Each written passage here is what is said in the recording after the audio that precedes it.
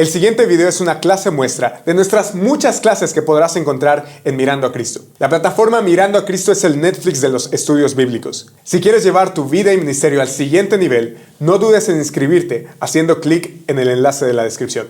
Te veo adentro. En esta sesión vamos a ver el que seguramente es uno de los sucesos más grandes, conocidos, relevantes, importantes, trascendentes de toda la historia de la humanidad, y estamos hablando de la crucifixión. Pero para entender la crucifixión debemos ir a Génesis 1:1, en donde en el principio Dios crea los cielos y la tierra. Entonces Él crea todo lo que existe y hace al hombre y a la mujer a su imagen. Les encarga cuidar el jardín del Edén, un lugar que simboliza su presencia, y extender por toda la tierra la gloria de Dios. Sin embargo, lo que hacen en el capítulo 3 es trágico. En el capítulo 3 ellos comen del árbol que no debían comer, el árbol del conocimiento del bien y del mal, y la serpiente está ahí para poder seducir a Eva primero y después a Adán.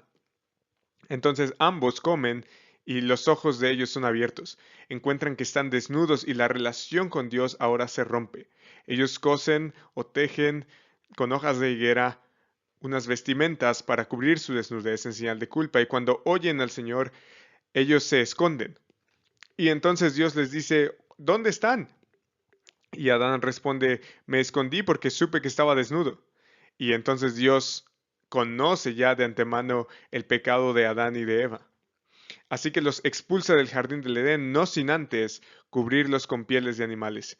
Él quita sus ropas de hojas de higuera, sus intentos por cubrir su desnudez, y él los cubre con la sangre o con las pieles de un animal inocente, por cierto. Y ese tema del sacrificio, Dios que cubre la culpa de los pecadores, se va a repetir a lo largo de toda la historia, y podemos verlo con Adán, por ejemplo, cuando Dios le pide sacrificar a su hijo, pero en lugar de que Isaac sea sacrificado, no es sacrificado él, sino un corderito que Dios ya había preparado de antemano. Y, por ejemplo, ese mismo tema del sacrificio se va a repetir en la Pascua. Cuando Dios está liberando a Egipto de la mano de los egipcios, ellos tienen que pintar en los dinteles de sus casas sus puertas con la sangre del cordero. Así que esa sangre del cordero sirve para que cuando el ángel del Señor pasara, no asesinara a los primogénitos. Ellos entonces serían salvos por la sangre del cordero pascual.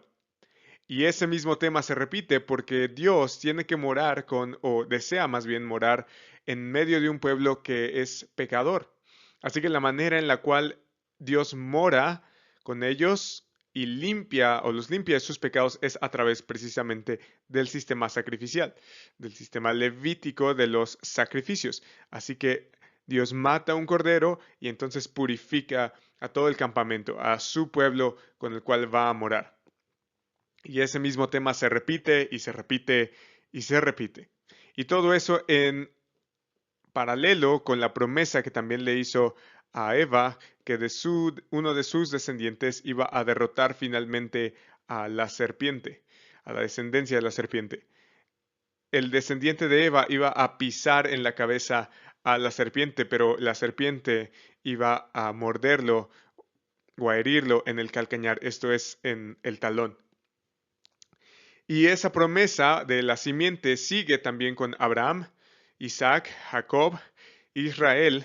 Y cuando David es rey, se le hace una promesa que un rey como él sería levantado y sería llamado el Hijo de Dios. Y desde entonces Israel habla acerca del Mesías, de aquel ungido que vendrá con el poder del Señor y en representación del Señor para reinar y liberar a su pueblo.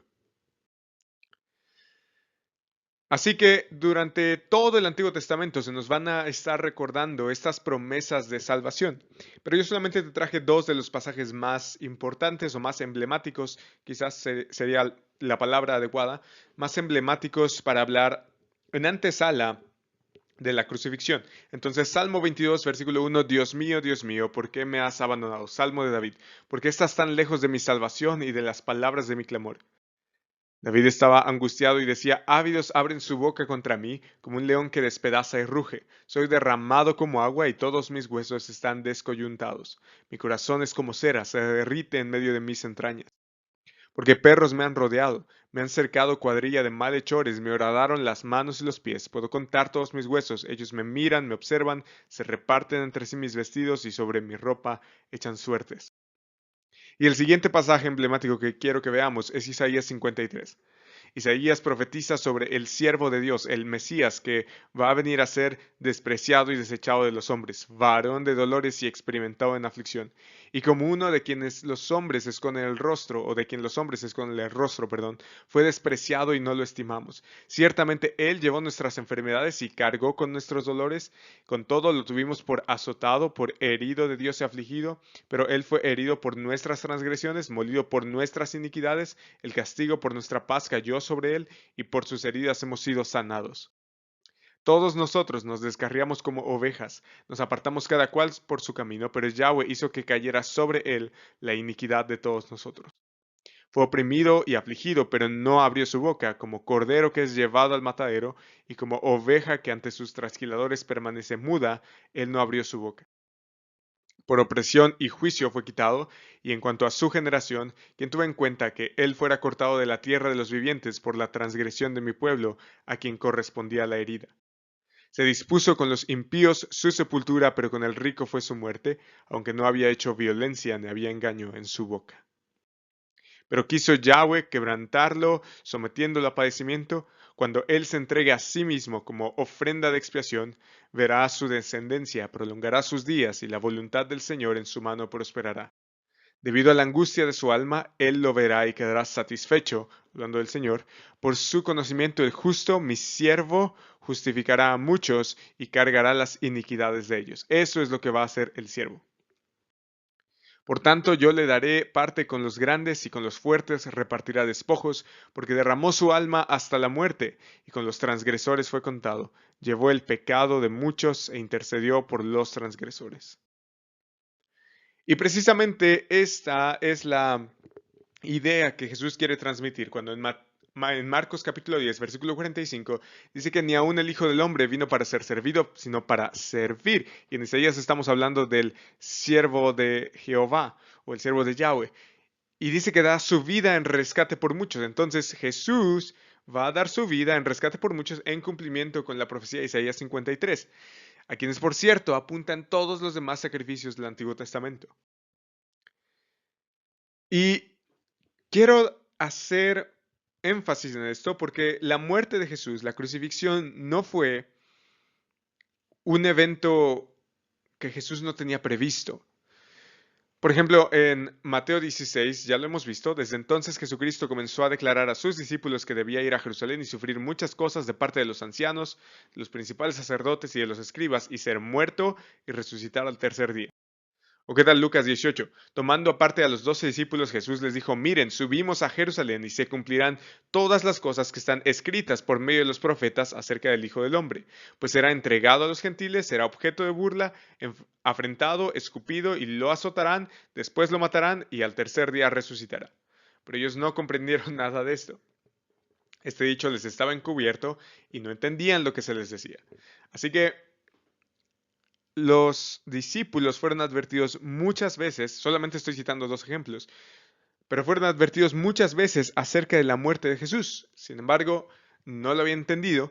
E inclusive vamos a ver que en la resurrección Jesús predica acerca de que todo esto era en cumplimiento con las Escrituras.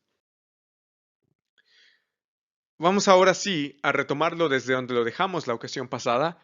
Y es que después de haberse burlado de Jesús, le quitaron el manto de púrpura que le habían puesto y le pusieron sus ropas y lo sacaron para que fuera crucificado. Ahora bien, ¿qué implicaba la crucifixión? La crucifixión era un método de ejecución romana que era reservado para los esclavos y criminales. De hecho, si tú eras ciudadano romano, no se permitía que fueras crucificado. ¿Por qué? Porque la crucifixión era al mismo tiempo una ejecución tortuosa y una humillación pública. quienes eran crucificados, ya dijimos esclavos y criminales, pero estos criminales normalmente que morían en la crucifixión eran bajo los cargos de sedición o insurrección. De esta manera, Roma podía decirle a todo el mundo, miren, esto es lo que pasa a los que tratan de pasarse por encima de nuestras leyes, los que tratan de, de derrocar el gobierno de Roma mediante cualquier intento de insurrección. Entonces, Jesús muere como tal, bajo los cargos de sedición, es crucificado y además esta crucifixión no tenía el propósito de que fuera una muerte rápida, todo lo contrario, tenía el propósito de ser una muerte lenta. Había muchas formas de la cruz, por cierto. La T minúscula, la T mayúscula y una cruz como si fuera en forma de X. Pero la más popular o la más tradicional era esta, la T minúscula, de ahí que nosotros tengamos este símbolo como cristianos por el resto de la historia.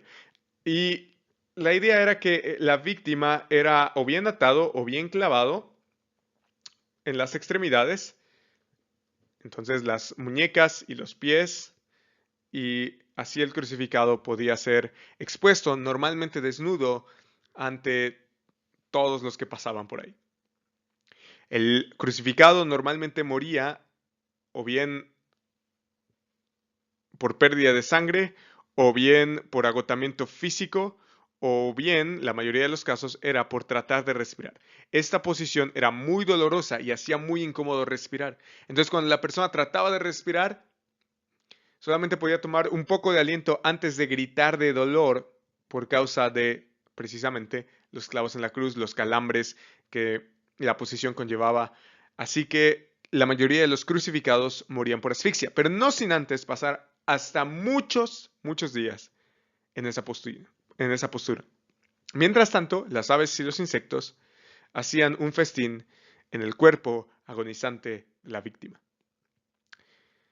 Así que todo eso conllevaba la crucifixión. Entonces, Jesús es sentenciado a esa muerte y le obligaron a uno que pasaba, que venía del campo, Simón de Cirene, padre de Alejandro y Rufo, a que llevara la cruz de Jesús. Ya para este punto Jesús estaba flagelado, torturado, azotado. Hemos platicado de eso la sesión pasada, así que no haremos más énfasis en el padecimiento de Jesús antes de la cruz. Solamente vale la pena decir que él ya estaba lo suficientemente débil como para que no pudiera cargar su propia cruz, porque a los crucificados se les obligaba a cargar su propia cruz. Y es lo que hoy conocemos como la vía dolorosa. Lucas 23-27 dice que y seguía a Jesús una gran multitud del pueblo y de mujeres que lloraban y se lamentaban por él. Pero Jesús, volviéndose a ellas, dijo, hijas de Jerusalén, no lloren por mí, lloren más bien por ustedes mismas y por sus hijos, porque vienen días en que dirán, dichosas las estériles, los vientres que nunca concibieron y los senos que nunca criaron. Entonces comenzarán a decir a los montes, caigan sobre nosotros y a los collados cúbrannos, porque si el árbol verde porque si en el árbol verde hacen esto, ¿qué sucederá en el seco? Creo que lo que está pasando aquí es que Jesús está advirtiendo sobre el juicio de Jerusalén en el año 70 después de Cristo por manos por manos de Tito y del Imperio Romano. Así que ya platicamos esto en el discurso del Monte de los Olivos, solo vale la pena decir, como veremos también a continuación, que la crucifixión de Jesús es solamente la antesala, o más bien es la causa del juicio de Dios a Jerusalén. Los que lo entregaron van a padecer las consecuencias en unos años, y por eso, precisamente, Jesús va a decir que bienaventurados los que en Jerusalén no nacieron o no tuvieron hijos, porque entonces ellos van a ahorrarse precisamente la gran calamidad que hace que hasta las personas puedan decir a los montes caigan sobre nosotros. Quieren esconderse del juicio venidero. Lo llevaron al lugar llamado Gólgota, que traducido significa lugar de la calavera. Trataron de dar a Jesús vino mezclado con mirra. Esto o bien es una anestesia, una especie de analgésico, una especie de droga para que Jesús pudiera aminorar su dolor, pero también pudiera ser que el vino mezclado con mirra lo deshidratara, lo cual pudiera aumentar su sufrimiento. Pero él no lo tomó. Esto quiere decir que seguramente es la primera opción. Se trataba de una especie de anestesia y él no iba a aminorar el dolor de esa forma. Él iba a soportar todo el sufrimiento. Cuando lo crucificaron, se repartieron sus vestidos, echando suerte sobre ellos para decidir lo que cada uno tomaría. Esto nos suena muchísimo al Salmo 22, ¿cierto? Echan sobre mí o echan sobre mis vestidos las suertes. Eso es lo que se está cumpliendo aquí. Era la hora tercera cuando lo crucificaron. La hora tercera quiere decir las 9 de la mañana, pero Juan nos dice que es la hora sexta, lo cual quiere decir las 12 de la tarde, pero deberíamos tomar esto como meras aproximaciones. La hora no era tan exacta como lo es hoy. Entonces era la hora tercera, entre las 9 y las 12 cuando lo crucificaron. La inscripción de la acusación contra él decía el rey de los judíos. Fíjate qué irónico. El rey de los judíos, verdadero, estaba siendo objeto de burla porque los demás no creían que fuera verdaderamente el rey de los judíos. Además, el rey, el Mesías, estaba en una cruz. Aquellos que se decían ser reyes morían. Aquellos que intentaban usurpar el reinado de César morían en una cruz en señal de derrota. Pero ahora el Mesías está muriendo en señal de victoria. Jesús va a vencer, y ya lo vamos a ver a continuación, a través de la cruz. El rey no vence a través de la espada como Roma lo hacía. El rey vence a través de su muerte. Qué paradójico. Crucificaron con él a dos ladrones. La palabra aquí griega no se trata de ladrones, se trata de rebeldes o de insurrectores. Así que de nuevo, Jesús muere al lado de dos que son acusados por las mismas cosas, de sedición. Uno a su derecha y el otro a su izquierda. Y se cumplió la escritura que dice, Isaías 53, con los transgresores fue contado. Qué interesante. Y Jesús decía, mientras todo esto acontecía, Padre, perdónalos, porque no saben lo que hacen. Esta es la mayor muestra del amor de Jesús por sus enemigos.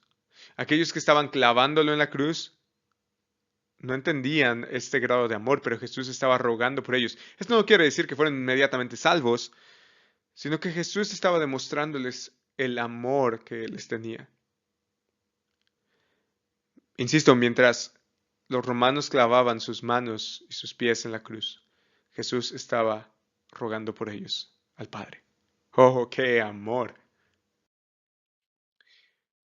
Pero qué contraste también con lo que sigue. Los que pasaban lo injuriaban, meneando la cabeza y diciendo, «Bah, tú que destruyes el templo y en 3 días lo reedificas, sálvate a ti mismo descendiendo de la cruz». De igual manera, también los principales sacerdotes junto con los escribas, burlándose de él entre ellos, decían, a otro salvó, él mismo no se puede salvar. Que este Cristo, el Rey de Israel, descienda ahora de la cruz para que veamos y creamos. Y los que estaban crucificados con él también lo insultaban.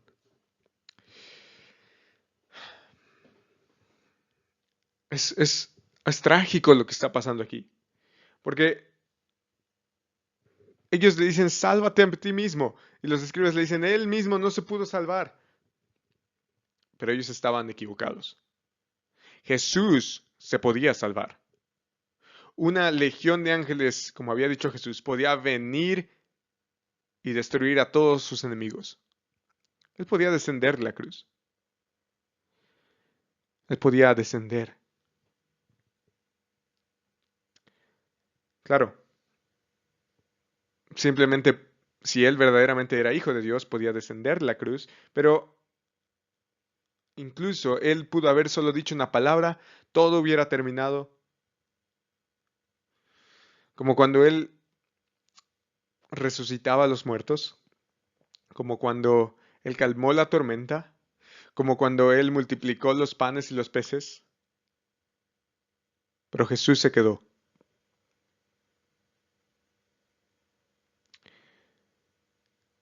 ¿Por qué? Porque no eran los clavos, como decía Sally Lloyd Jones, No fueron los clavos los que lo sostuvieron ahí en la cruz. Fue su amor.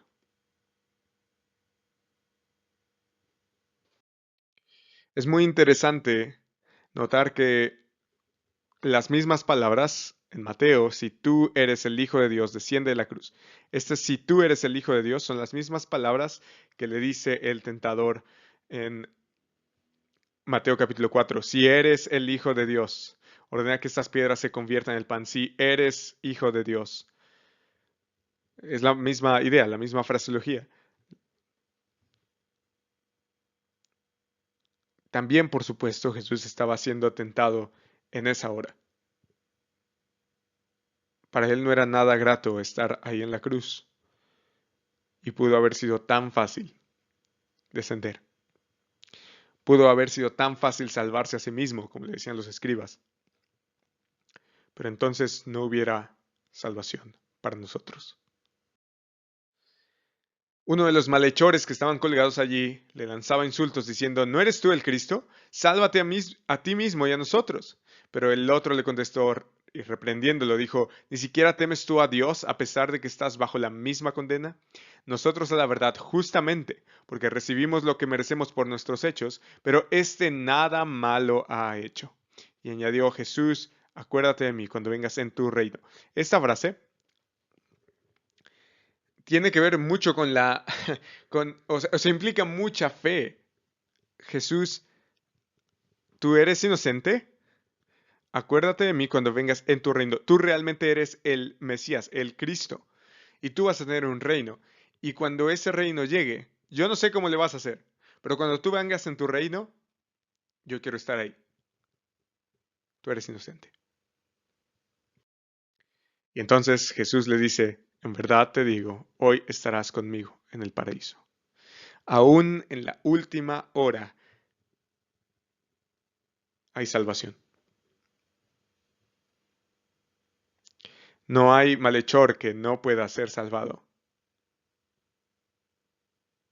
Y el único requisito, por supuesto, es la fe. Cuando llegó la hora sexta hubo oscuridad sobre toda la tierra hasta la hora novena. En el Antiguo Testamento la oscuridad o las tinieblas eran sinónimo de juicio. Y a la hora novena Jesús exclamó con fuerte voz, Eloi, Eloi, lema sabactani, que traducido significa, Dios mío, ¿por qué me has abandonado? Algunos de los que estaban allí al oírlo decían, miren, está llamando a Elías. Entonces uno corrió y empapó una esponja en vinagre y poniéndola en una caña dio a Jesús a beber diciendo, dejen, veamos si Elías lo viene a bajar. Ahora bien, ¿por qué Jesús dice, Dios mío, ¿por qué me has abandonado? ¿Qué significa que el Padre lo hubiera abandonado? Bueno, que la comunión que el Padre y el Hijo tenían desde la eternidad ahora había sido rota. ¿Por qué? Porque Jesús estaba cargando el pecado de todo el mundo ahí en la cruz. Y por tanto, la ira de Dios. Pablo lo pone de la siguiente forma. Al que no conoció pecado, lo hizo pecado, hablando de Dios, por nosotros, para que fuéramos hechos justicia de Dios en él. Es decir, Dios estaba tratando a su Hijo como si fuera uno de nosotros, castigándolo por nuestros pecados.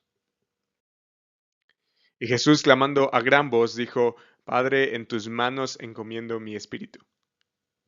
Él sabe que, por cierto, es una cita del Salmo 31. Jesús sabe que el Padre lo va a recibir en gloria. Esto echa por tierra, por cierto, cualquier enseñanza de que Jesús fue al infierno.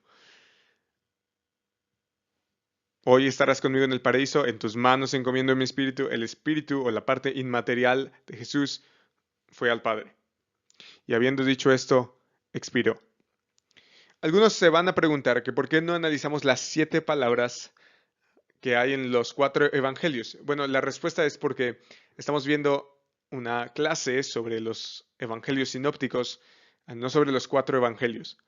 La razón de esto es porque vamos a tener el propio apartado para literatura juanina dentro de la plataforma, así que esa es la razón por la cual no analizamos las 7 todas juntas, sino que analizamos lo que está en los sinópticos. Y el velo del templo, dice Marcos, se rasgó en dos de arriba a abajo. La idea aquí es que Dios mismo fue el que lo rasgó y pensando en el templo era una tela, perdón, el templo, no, el velo era una tela que en el templo separaba el lugar santo del lugar santísimo. Entonces el lugar santo y el lugar santísimo eran separados por un velo. Y este velo era de color azul, de color escarlata y de color púrpura, pero predominantemente era de color azul. Y tenía adornos que según Éxodo representaban el cosmos. Ah, no hay mucho tiempo para hablar de esto, pero el templo era una especie de microcosmos o de nueva creación que Dios había hecho en medio de su pueblo para morar con ellos, simbolizando el jardín del Edén.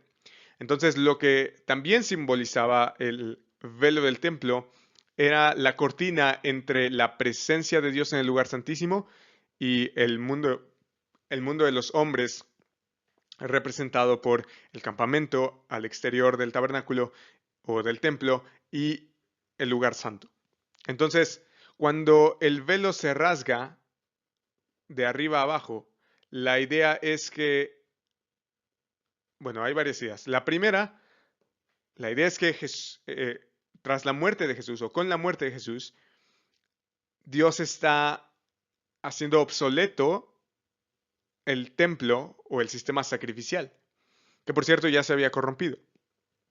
Pero también está haciendo un juicio a todo el cosmos, o mejor dicho, está abandonando el antiguo orden de las cosas. Vamos a ver que con la resurrección se inaugura una nueva creación, un nuevo orden, una nueva era. Pero con la muerte de Jesús se está desechando esa antigua era. Y eso se simboliza por el desgarre del velo del templo. Así que eso es una señal de juicio para el templo y para los sacerdotes que ministraban.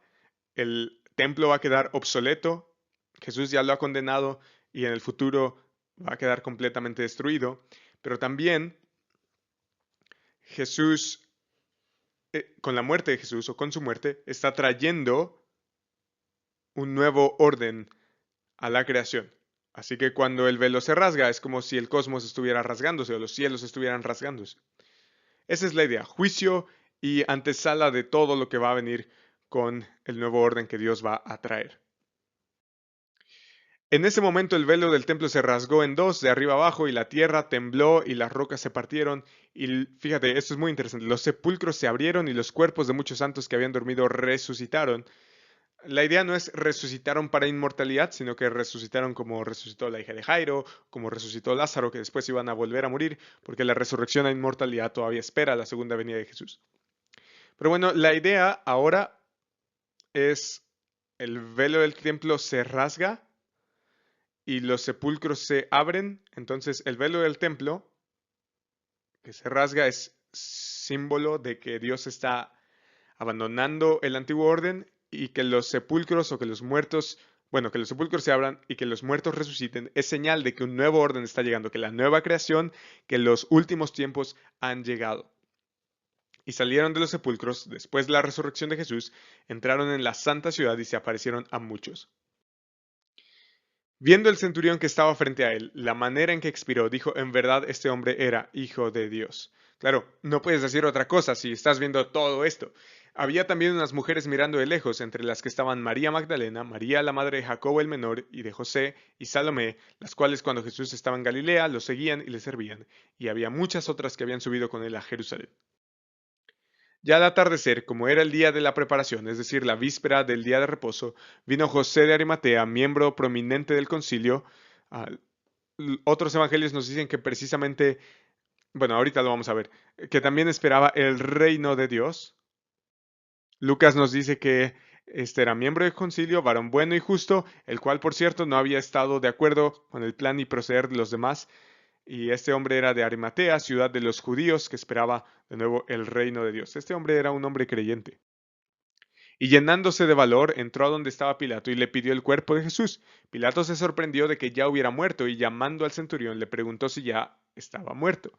Al comprobar esto por medio del centurión, le concedió el cuerpo a José, quien compró un lienzo de lino y bajando el cuerpo de la cruz, lo envolvió en el lienzo de lino y lo puso en un sepulcro que había sido excavado en la roca. E hizo rodar una piedra a la entrada del sepulcro, y María Magdalena y María, la madre de José, miraban para saber dónde lo ponían.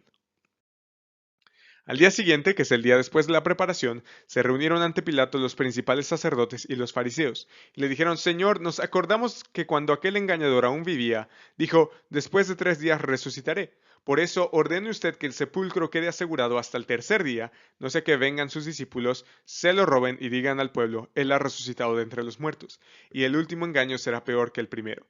Pilato les dijo: una guardia tienen, vayan, asegúrenlo como ustedes saben. Y fueron y aseguraron el sepulcro. Y además de poner la guardia, sellaron la piedra. O sea, no había forma de que ahora vinieran con que se lo robaron. Y hemos de dejar aquí reposando la historia para hablar acerca de las implicaciones teológicas que tiene la muerte de Jesús. Mi pasaje favorito para explicar esto es Romanos capítulo 3, versículo 21, pero traigo otros pasajes que también nos pueden servir de ilustración para entender lo que Jesús estaba haciendo con su crucifixión y por qué era necesario que Jesús muriera así, y sobre todo en qué nos afecta a nosotros.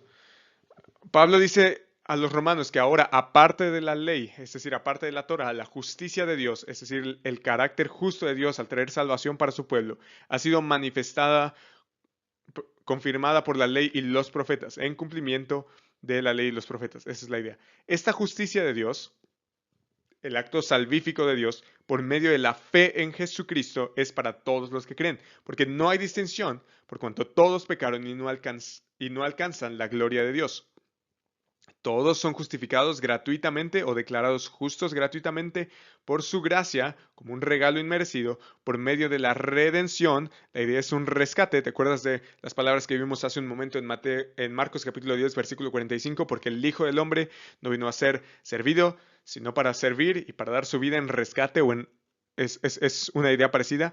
Redención es casi lo mismo que rescate. Es un pago que se da para rescatar a alguien que es esclavo o a alguien que es oprimido. Entonces, todos son declarados justos gratuitamente como un regalo por medio de la redención que es en Jesús el Mesías, a quien Dios exhibió públicamente. Estamos hablando acerca de la cruz. Dios exhibió públicamente, eso dijimos que significaba la cruz, como propiciación. La idea es, Él carga con la ira de Dios a causa del pecado por su sangre, es decir, por su muerte, a través de la fe, o a través de la fidelidad, como demostración de su justicia. ¿La justicia de quién? De la justicia de Dios. Entonces, en la cruz, Dios estaba manifestando su carácter justo para salvar al pecador. Porque en su tolerancia Dios pasó por alto los pecados cometidos anteriormente para demostrar en este tiempo su justicia a fin de que Él sea justo, es decir, al castigar el pecado de la humanidad, y sea al mismo tiempo el que justifica al que tiene fe en Jesús. Es decir, Dios es capaz de castigar el pecado y de salvar al pecador.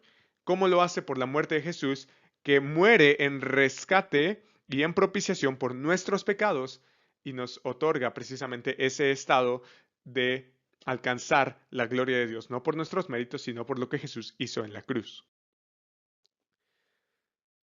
Entonces, Pablo va a explicar esto de otras maneras, y yo te traigo aquí Gálatas capítulo 1. Dice que Él mismo, Jesucristo, se dio por nuestros pecados para librarnos o rescatarnos de este presente siglo malo, conforme a la voluntad de nuestro Dios y Padre. Es decir, esto fue conforme a la voluntad de Dios. Y Jesús, que existía en forma de Dios, no consideró el ser igual a Dios como algo a que aferrarse, sino que se despojó a sí mismo. Y la idea aquí es, renunció a esa gloria celestial, tomando forma de siervo, de nuevo, lenguaje de Isaías, haciéndose semejante a los hombres. ¿Y por qué era necesario? Bueno, tenía que ser hecho semejante a sus hermanos en todo, a fin de que llegara a ser un sumo sacerdote misericordioso y fiel. El sumo sacerdote era un representante del pueblo que hacía propiciación por los pecados del pueblo, pero era uno como los del pueblo. Es decir, uno como el pueblo, uno del pueblo, hacía propiciación por el pueblo. Entonces, uno como nosotros tuvo que morir para poder hacer expiación por nosotros. propiciación por los pecados del pueblo. Entonces, hallándose en esa forma de hombre, se humilló él mismo, haciéndose obediente hasta la muerte, y muerte, por cierto, de cruz. Entonces, de la misma manera en la que los hombres mueren una sola vez, así Jesús murió una sola vez y fue ofrecido una vez para llevar los pecados de muchos. Porque también el Mesías murió por los pecados de nuevo una sola vez, no como los sacrificios repetitivos, una sola vez. El justo, el que no cometió pecado por los injustos para llevarnos a Dios. Porque nuestro pecado, nuestra injusticia no nos permitía alcanzar la gloria de Dios. Entonces ahora nos lleva a Dios. Y de nuevo tenemos este pasaje de 2 Corintios 5:21, al que no conoció pecado, el justo, lo hizo pecado por nosotros, lo trató como si fuera un injusto, como si fuéramos cada uno de nosotros, para que nosotros fuéramos hechos justicia de Dios en él, para que fuéramos salvos, para que Dios desplegara su carácter misericordioso en nosotros, no viéndonos a nosotros, sino viéndolo a Él. Eso significa en Él. Cuando estamos nosotros en Jesús, su justicia nos es transferida y nuestro pecado es depositado ahí en su cuerpo, o tal como fue depositado ahí en su cuerpo. Y Jesús era tan inocente que cuando lo ultrajaban no respondía ultrajando, cuando padecía no amenazaba, sino que se encomendaba a aquel que juzga con justicia. Y él mismo llevó nuestros pecados, el inocente llevó nuestros pecados en su cuerpo sobre la cruz, a fin de que muramos al pecado y vivamos a la justicia. Porque, como dice Isaías, por sus heridas fueron ustedes sanados. Entonces él, por el gozo puesto delante de él, soportó esa cruz, despreciando la vergüenza, y ahora se ha sentado a la diestra del trono de Dios. Él venció. Y esta es una muestra tan grande de amor. Dios demuestra su amor para con nosotros, en que siendo aún nosotros pecadores, Cristo, el perfecto, intachable, santo Cordero de Dios, murió por nosotros. Entonces, mucho más, habiendo sido ahora justificados, declarados justos por su sangre, seremos salvos de la ira de Dios por medio de él. Claro, porque ya todo lo pagó Jesús. Porque si cuando éramos enemigos fuimos reconciliados con Dios por la muerte de su Hijo, eso es lo que pasa en la cruz, nosotros somos reconciliados con Dios, mucho más, habiendo sido reconciliados, seremos salvos por su vida. Porque de tal manera amó Dios al mundo que dio a su Hijo. ¿Quién lo dio? Dios dio a su Hijo en una señal de amor, para que todo aquel que cree en Él, como yo me hago uh, participante de estos beneficios de la muerte de Jesús creyendo en Él. Y cuando creo en Él, no me pierdo, sino que tengo vida eterna.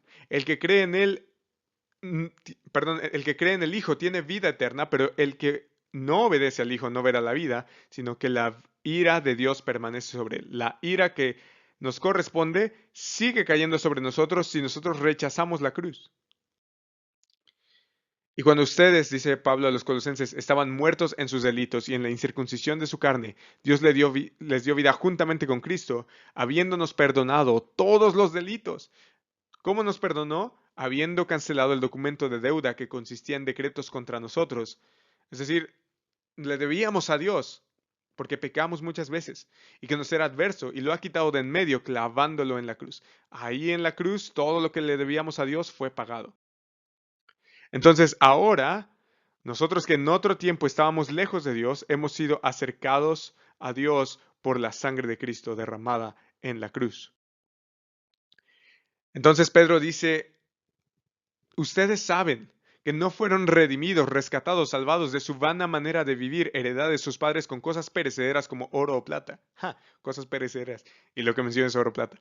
Sino que con sangre preciosa, como de un cordero sin tacha y sin mancha, fuimos comprados con la sangre de Cristo. Tu salvación y mi salvación, nuestra reconciliación con Dios, el perdón de nuestros pecados fue comprado a precio del perfecto, intachable y santo Cordero de Dios.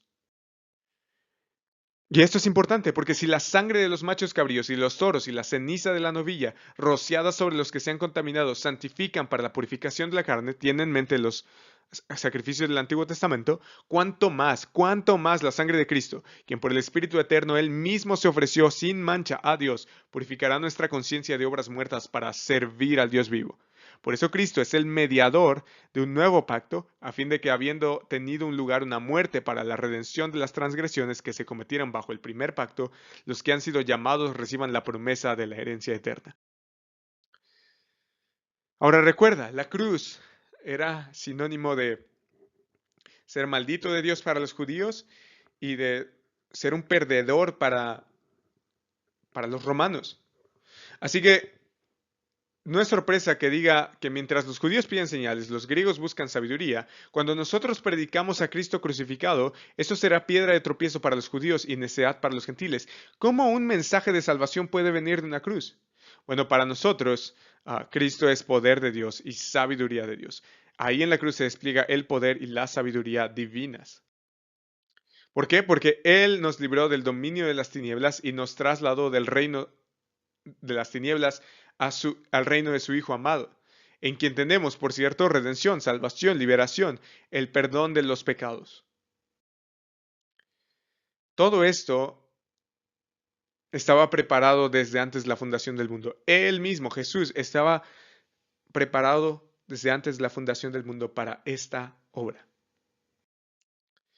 Entonces Dios nos ha salvado y nos ha llamado con un llamamiento santo, no según nuestras obras, sino según su propósito y según la gracia que nos fue dada en Cristo Jesús desde la eternidad y que ahora ha sido manifestada por la aparición de nuestro Salvador, Cristo Jesús, quien puso fin a la muerte y sacó a la luz la vida y la inmortalidad por medio del Evangelio. Pero esto era desde la eternidad. Dios ya lo tenía planeado para salvarnos, para llamarnos.